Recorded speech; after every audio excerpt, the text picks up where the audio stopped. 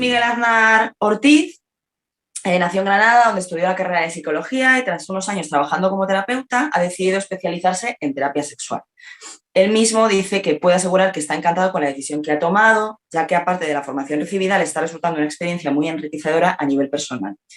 Ha cursado con Sexpol, máster en terapia sexual y de pareja con perspectiva de género, y nos presenta su trabajo Patriarcado y masculinidad cis hetero, desmitificando en eyaculación precoz o la eyaculación precoz a partir de un estudio de caso único. Y nada, como bien comentaba Menchu, mi TFM va a tratar sobre eso, ¿no? Sobre el patriarcado y la masculinidad cis hetero, y más concretamente cómo voy a hablaros sobre una propuesta de desmitificación en un caso de eyaculación precoz, justamente el caso que se me propusieron para las prácticas de esta formación. Nada, os dejo aquí un poquito el índice, ¿no? El principal, como paso primero, yo creo que es importante plantearme un poco de dónde salió esta idea, ¿no? El porqué de este trabajo, para luego plantear los objetivos, contextualizar un poquito, ¿no? Todo este trabajo fin de máster. Y así que sí, pues pasar a contaros un poco de información sobre este estudio de caso único, así como ya la propuesta con las pautas que tuvimos ahí en el proceso terapéutico, para así ya dar lugar a las conclusiones finales de este trabajo. Vale, como primer lugar, eso, ¿de dónde parto? ¿No? El porqué de este trabajo. Bueno, tengo que decir que eso, personalmente, como terapeuta, sí que llevo unos años trabajando ya en esto y los últimos años, sobre todo, me he buscado especializar en todo este tema, en la sexualidad. Y dentro de la sexualidad he trabajado mucho con chicos, en su mayoría cis hetero, que acudían a terapia por un motivo de consulta de esa falta de control eyaculatorio. Y me pareció cuanto menos significativo el hecho de que yo ahora teletrabajo, con toda esta época que nos ha tocado vivir un poquito. Y yo he trabajado con chicos un poco de, bueno, cada uno de un sitio, ¿no? De un lugar geográfico, de una cultura, de una forma de ver la vida, de una concepción diferente, de edades comprendidas entre los 18, 20 a los 50, 60. Y lo que comentaba me resulta muy significativo el hecho de que prácticamente todos compartían esas creencias limitantes sobre su sexualidad, sobre el hecho de tengo que dar la talla, tengo que rendir, tengo que ser un empotrador, tengo que tener una erección duradera, estar siempre accesible para complacer, toda esta lista de creencias que seguramente en algún momento vamos a escuchar y que ahora si no también voy a un poco enumerar. Y claro, también hacer mención a que ninguno había comentado tener una educación sexual o unas referencias de calidad, ¿no? Sino que también partimos de una educación sexual que desgraciadamente brillaba por su ausencia. Y todo esto, claro, me hacía plantearme de cara a este trabajo el tener en cuenta, ¿no? Un factor también mucho más social y cultural fuera del control del hombre en el proceso eyaculatorio, ¿no? De algo que también en el máster se ha hecho mucho hincapié y que ahora también de cómo ese sistema patriarcal influye y limita esa sexualidad, en este caso en concreto, la sexualidad masculina.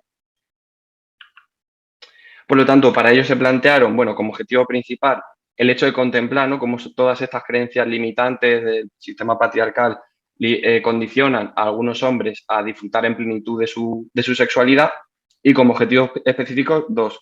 El primero, bueno, generar esta propuesta, ¿no? De intervención en el estudio de caso que os voy a comentar y demostrar cómo el hecho de desmitificar todas estas creencias limitantes, así como el hecho de proponer alternativas más realistas, más ajustadas a la realidad y más saludables, pues se ven reflejadas en una mejora de la calidad de vida del paciente y en concreto de su sexualidad. Vale, bueno, el paso siguiente, creo que es importante contextualizar un poquito, ¿no? De dónde parte un poco este TFM.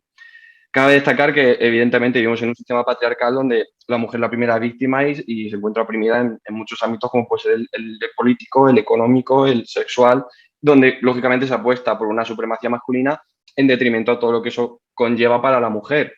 ¿Qué quiere decir esto? Que en específico en el hombre se generan unos roles muy caracterizados de esa masculinidad que es hegemónica, que defiende un poco el hecho de ser un hombre o el hecho de dejar de serlo. Es decir, que todo lo que sea alternativo a esto, todo lo que cuestione esta masculinidad predominante, es muchas veces castigado o reprochado por sus iguales.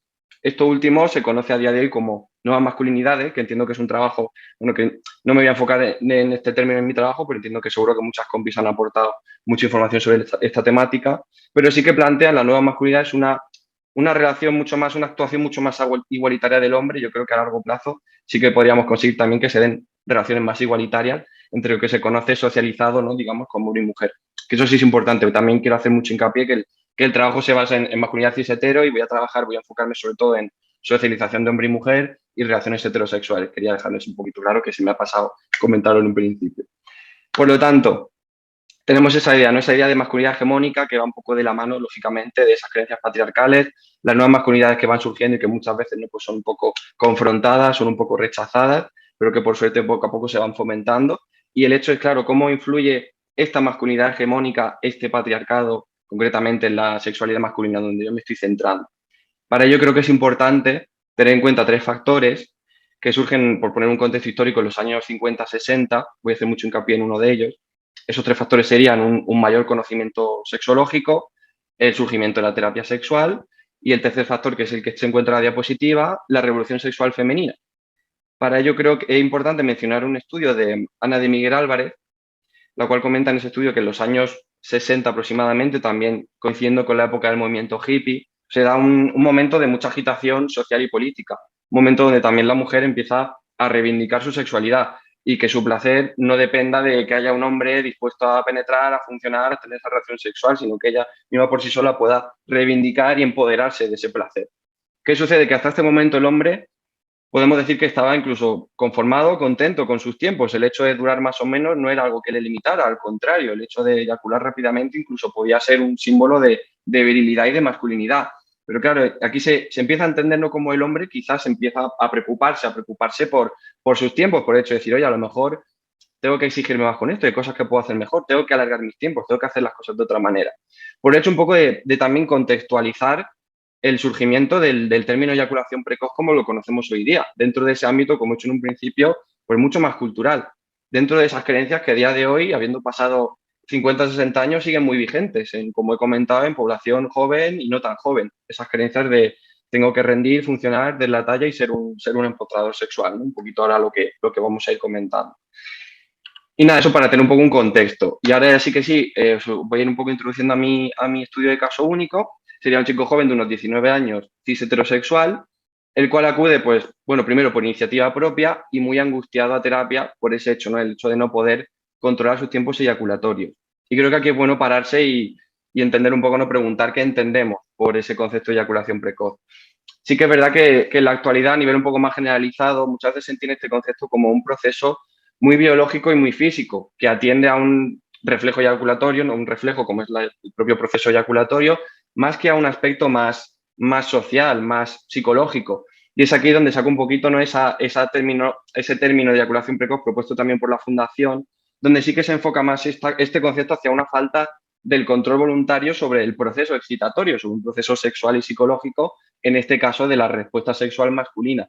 Un término que pone un poco en entredicho el término más, como he comentado, generalizado sobre que sea un proceso biológico y físico. Y aquí también pues, se puede hacer una pregunta también importante que yo trabajo mucho con el paciente y es, ¿por qué tiene que ser un problema para el hombre alcanzar el orgasmo con rapidez? ¿No? Una idea que parte mucho de esas creencias con las que me acudía este paciente a consulta. Y una vez hecho un poco esta clarificación, ¿no?, sobre el término con el que yo quiero enfocar un poco, ¿no?, la eyaculación precoz, también es destacable comentar que este chico me afirmaba que, claro, se masturbaba siempre desde que tiene memoria de forma muy acelerada y desenfrenada. Por un lado, porque, claro, afirmaba que el orgasmo para él era lo importante y que lo demás era como, bueno, un mero tránsito de cara a ese punto de máximo placer. Y esto me daba la señal, ¿no?, de, lógicamente, si, de hecho lo comentamos en sesión, si tú estás acostumbrado a funcionar de esta manera, cómo quieres que las cosas sean diferentes a nivel de tu respuesta, ¿no? De que todo sea tan rápido, tan acelerado y que muchas veces, como él también me comentaba, tuviera orgasmos, pero estos no fueran del todo disfrutables, por el hecho de que todo fuera tan atropellado. Un poquito de agua. También muy importante, en las primeras sesiones, pues, bueno, hicimos toda esta exploración psicológica y, claro, él contempló, contemplamos una serie de creencias o mitos. ¿Por qué lo llamo mitos? Porque al final son concepciones que él tiene que no ha puesto nunca en entredicho, por lo que comentaba, porque en su caso también en concreto no había una educación sexual, no había referencias de calidad, y esto es algo que se ha convertido en una realidad para el paciente y no es algo que se haya en ningún momento cuestionado. Y he puesto en la diapositiva un poco enumerando los principales mitos que él me comentó, ¿no? El mito de dar la talla, bueno, súper fundamental en la base de la terapia, el hecho de no dar la talla, sobre todo específicamente en prácticas coitales, porque refería que en el resto de prácticas sexuales no tenía ningún problema, ninguna preocupación. El hecho de no ser un buen amante o que le dejen por el hecho de no serlo. El hecho de que el orgasmo es importante si se consigue a través del coito. También aquí entra un poco la idea que tenía él bueno, del hecho de que ella también, de la persona con la que compartía esa relación sexual, pues tuviera esos orgasmos. El hecho de no tenerlos para él también podía ser un problema, porque aquí también habla un poco la la autoexigencia, el cómo él quería un poco funcionar a nivel sexual. El concepto también de que los hombres y mujeres deben satisfacerse siempre y de forma mutua para alargar esa relación sexual. Aquí también hicimos mucho hincapié en el debería, ¿no? En el hecho de que él estaba siempre consciente de todo lo que tenía que hacer, de responsabilizarse siempre del placer ajeno, muchas veces sin ni siquiera tener en cuenta su propia sexualidad, siendo siempre muy encaminado con unas ideas preconcebidas de cómo tenía que ser su actuación a nivel sexual.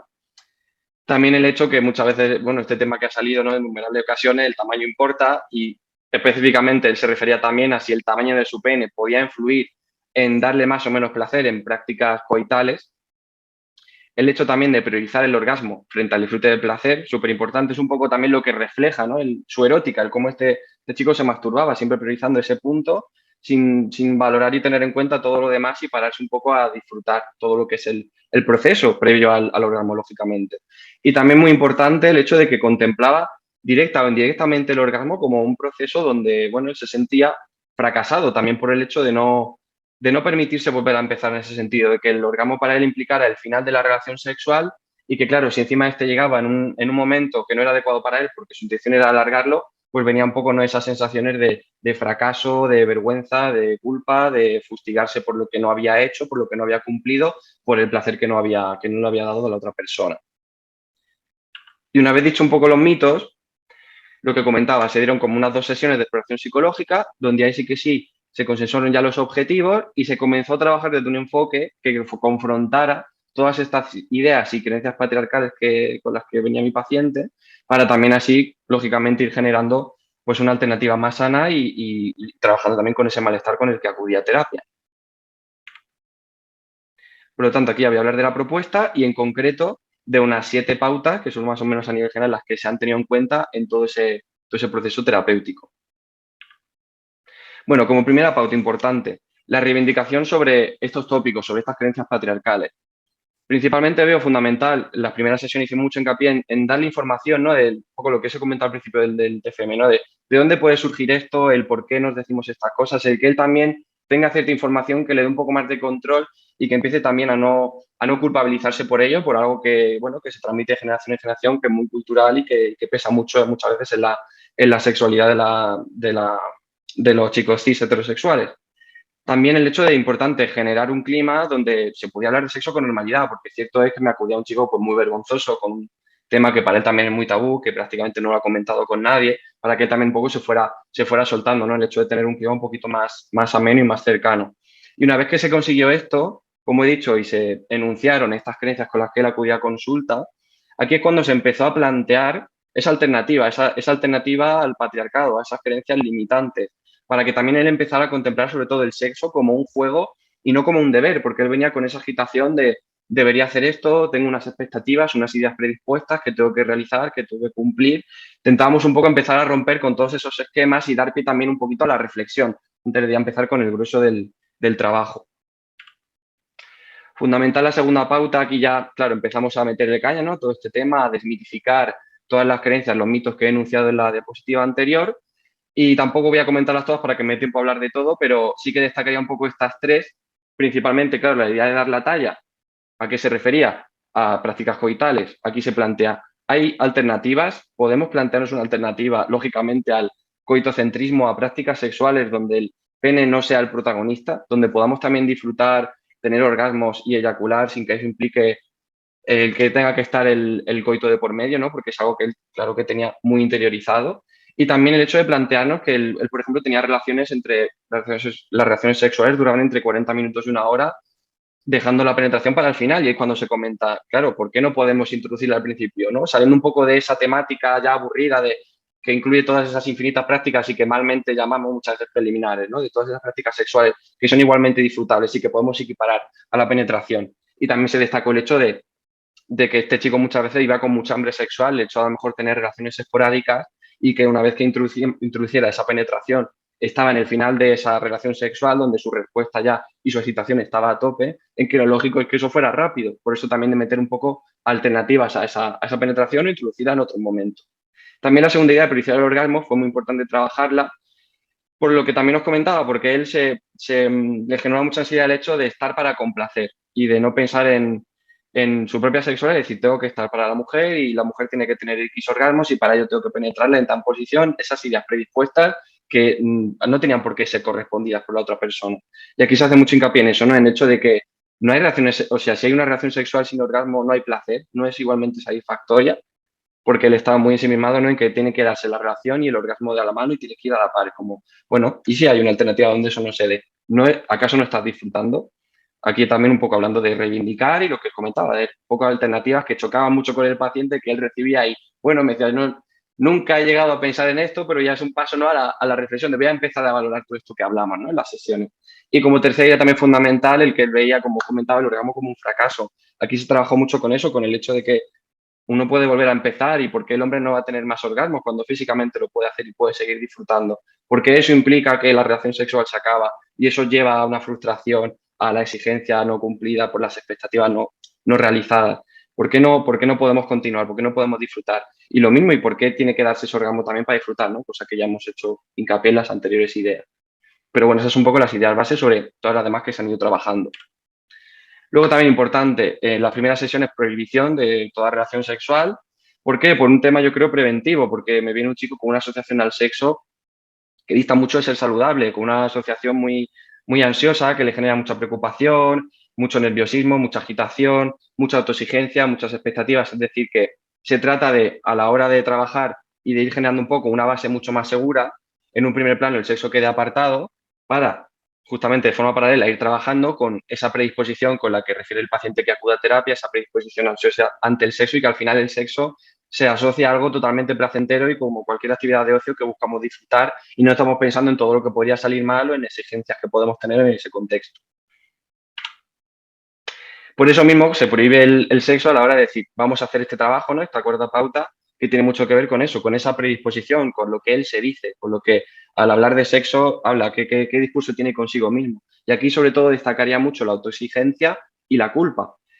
¿Qué trabajo se hizo aquí? Sobre todo un trabajo de desmitificar el hecho de hablar de una exigencia que puede tener un sentido en situaciones de la vida donde uno puede ser perfeccionista y querer hacer las cosas bien y compararlas con un contexto sexual donde nos está alejando totalmente del disfrute y nos está eso limitando y generando pues toda esa agitación que cómo vamos a estar bien a nivel de ya sea de eyaculación, de erección, de deseo, con todo eso que nos está sacando continuamente del placer.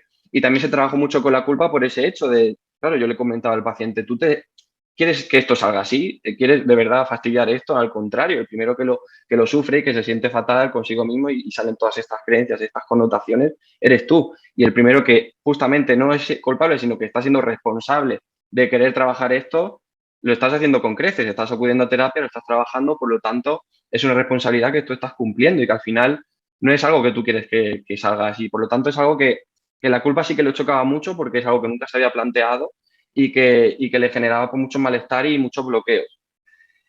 Y también a la hora de hablar de predisposición, sí que es verdad que se trabajó con anticipación ansiosa, ¿no? Porque es una persona que pensaba en tener relación sexual y se bloqueaba, y se dieron también pensamientos o alternativas más saludables de cara a confrontar el sexo desde el disfrute y no desde las exigencias, los deberías y lo que él tenía supuestamente que cumplir o realizar en esa relación sexual. Luego, de forma paralela al trabajo mental que hacíamos, al trabajo de desmitificar, de trabajar estas creencias, se trabajó con el ejercicio para de arranque. Que, bueno, con este ejercicio se buscaba que el chico empezara a masturbarse, a estimularse y al llegar al punto de inminencia eyaculatoria, es decir, el punto donde ya no podemos evitar tener un orgasmo y tener ese reflejo eyaculatorio, parará en seco para luego volver a estimular. ¿Qué pasa aquí? Que aquí se buscaban dos cosas muy importantes. Sí, el tema del control, él refiere que quiere mejorar sus tiempos, mejorar su control, ¿vale? Pero es que yo también buscaba que él empezara a funcionar con su erótica y con su masturbación de otra manera, de una manera muy diferente a cómo él venía trabajando, que era de forma muy acelerada y que empezara un poco a disfrutar y que no tuviera por qué directamente ir a su pene a masturbarse, sino a disfrutar de todo ese contexto, de tocarse, de disfrutar de sus zonas erógenas, de empezar a trabajar un poco a otro ritmo y a otra manera con su respuesta sexual, de cara justamente a extrapolar eso a sus relaciones sexuales futuras.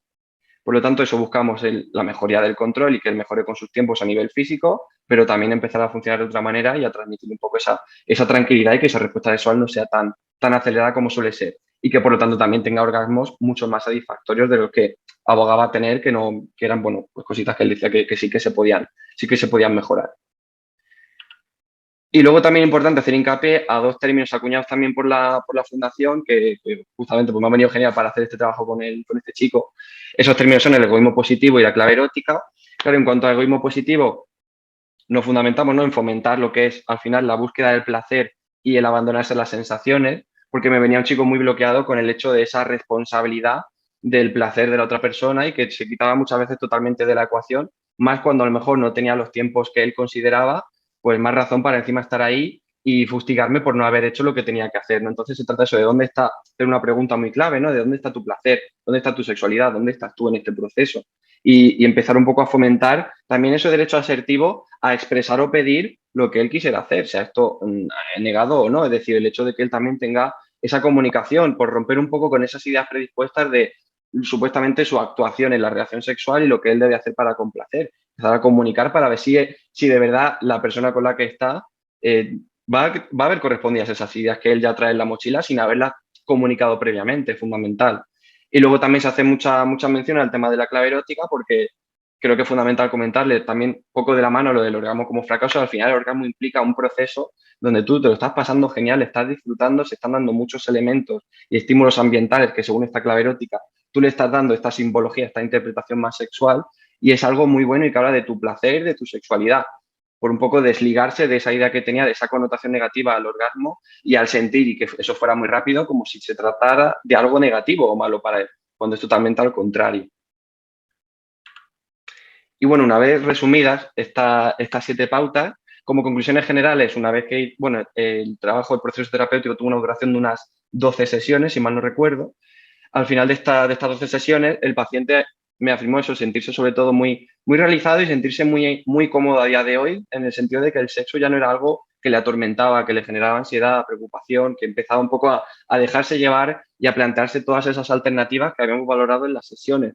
Por lo tanto, ha sido, yo creo, clave desmitificar todas esas creencias a la hora de que él también pueda decir, voy a disfrutar de mi sexualidad plena y no con todas estas connotaciones, estos nubarrones que yo tengo por aquí, estas ideas tan limitantes. También importante ese trabajo de Para y Arranque, fundamental, el hecho de que ha trabajado con Serótica de otra manera, que ha empezado a disfrutar y que no todo es en torno al pene, que él también puede disfrutar con su cuerpo, que las cosas no tienen por qué ir tan rápido y sobre todo el valorar el proceso de excitación, disfrutar de cada paso, que eso sea algo progresivo y no acelerado y atropellado y valorar todo lo que conlleva esa respuesta sexual, incluido lógicamente el orgasmo, se dé este o no se dé. También el hecho de permitirse volver a empezar, el hecho de que eyacular para él ya no sea un problema, el hecho de que eyacular sea un reflejo de lo bien que se lo está pasando, lo que está disfrutando, lo que habla de su sexualidad, el hecho de permitir volver a eyacular si es necesario y a él le apetece hacerlo.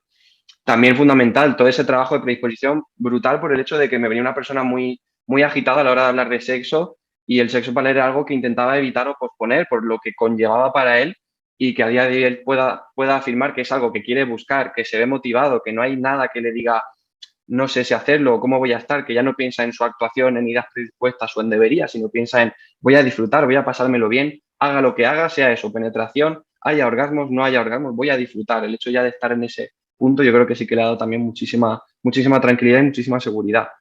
Y lógicamente la educación sexual de calidad yo creo que le he ido aportando referencias que él, como os comentaba antes, no había valorado hasta ese momento, no, nunca nadie le había planteado, desgraciadamente, y es el hecho también de haber generado una base donde ya los cimientos sí que son estables y que de cara a un futuro tenga alguna dificultad con ya sea el control, con un tema de erección, con un tema de deseo, él ya por lo menos pueda tener todos esos recursos y esas herramientas de cara a trabajar también con su sexualidad, que no es un trabajo puntual con la eyaculación y la eyaculación precoz, sino un trabajo más a nivel de todo lo que es su sexualidad y el discurso que él tenía consigo mismo. Y ya para finalizar, veo también muy importante hablar también de mi propio aprendizaje, ya que como hombre cis heterosexual ha sido brutal toda esta formación, también he aprendido mucho de este caso yo personalmente y ha dado pie también a que yo tenga pues también a lo largo de todo el máster un proceso de introspección donde sí que llevo ya un tiempo trabajando, ¿no?, con esas ideas que tenemos ahí tan instauradas bueno, limitantes, machistas, patriarcales, de cara también a seguir desmitificando, a seguir mejorando y evolucionando. Y lógicamente como terapeuta también he aprendido muchísimo porque se me quedaba siempre muy corto el hecho de trabajar acorde a un control, a una técnica, a algo físico, sino ya que hay un aspecto mucho más complejo, mucho más de la sexualidad, mucho más cultural, mucho más psicológico y de cara yo también a aplicarlo en mi propio trabajo, la verdad que me ha resultado fundamental y ahora sí que noto que es un trabajo mucho más completo y por eso también estoy muy satisfecho también por toda la formación recibida. Y nada, muchísimas gracias.